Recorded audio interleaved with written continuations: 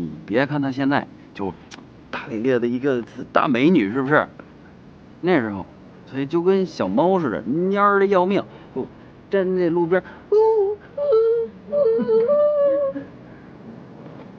停車了，打開車門，走過去了，把她抱在懷裡，我跟她說：“不要害怕，你的白馬王子來了。”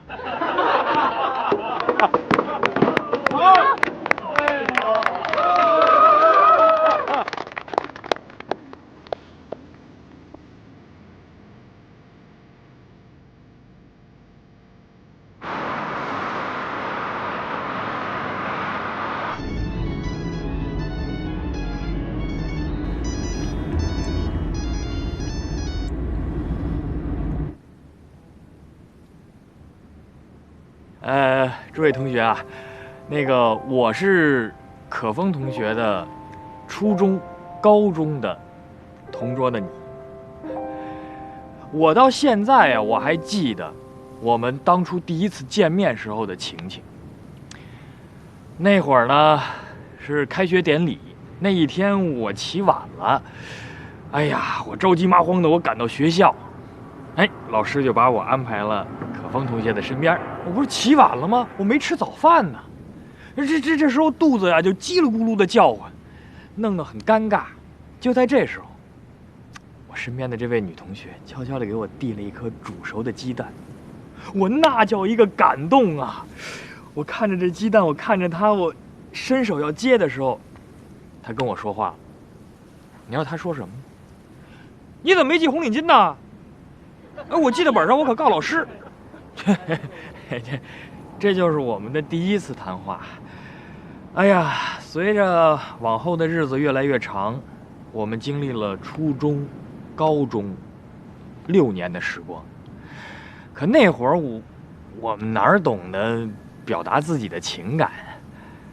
我還記得上幾何課的時候，老師講過，說這個世界上2點之間直線距離最短。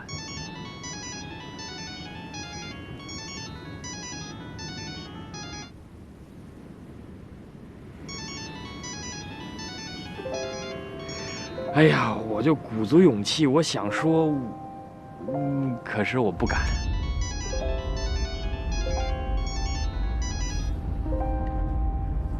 直到高3最後學期，我鼓足勇氣，我終於想跟他說的時候，可是我父親把我送出國去留學了。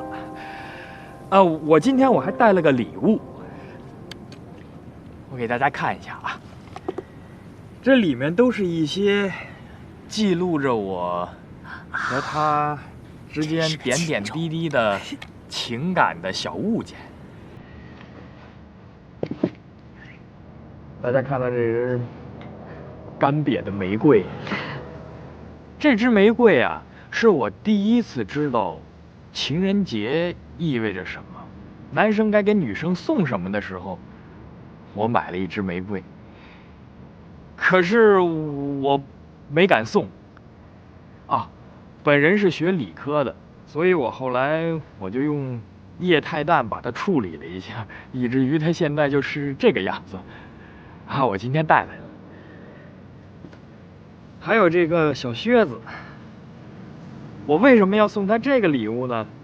實際上它是一個手電筒，因為可風同學呀，膽子小，特別怕黑，我多想成為像這樣的小靴子的手電筒，陪着他，陪他一步一步的走下去。可是我又是沒敢，以至於我保留到今天。哎，總之，我今天帶了很多，我今天全帶來了。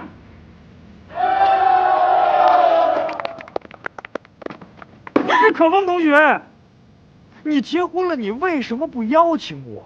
不邀請我也就罷了，你為什麼不告訴我一聲？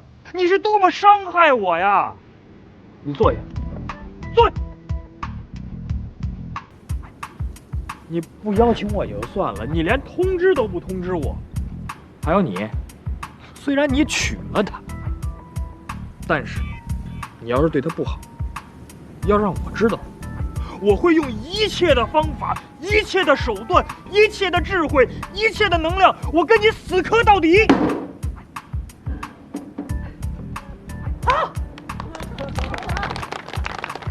但是，在现如今这个爱情如此廉价、離婚率如此之高的時代，我還是要由衷的祝賀二位，祝福二位幸福下去，幸福永遠。謝謝。同學，我實在是太佩服你了，我特別能理解你對可風同學的這份感情。我高中的時候跟你一模一樣，我們真的是有同樣的經歷。同學，我太喜歡你了，我太喜歡你了！哇！哎呀，我太喜歡你了！在一起！哎，這樣吧，反正我同桌也沒來，跟我一塊兒唄。行，我讓給你了哈。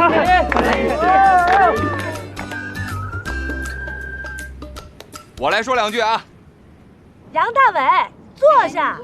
你的同桌又沒來。我的同桌叫姬樂晨。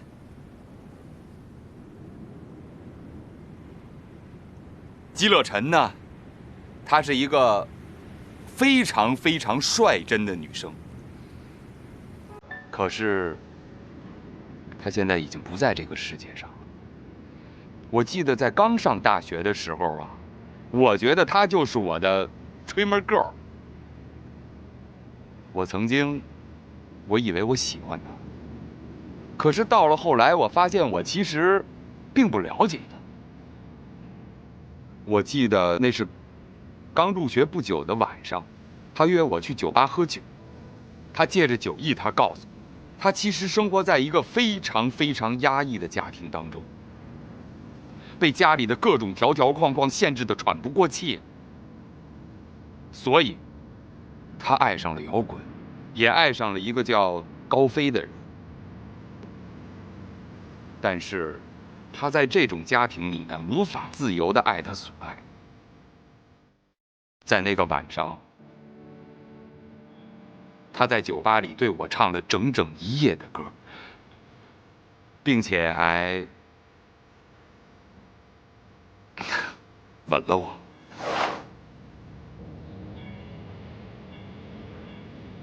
也是從那天起，才讓我感覺到以前在我眼中看起來如此單純乖巧的女同學，她的內心是如此的狂野不羈。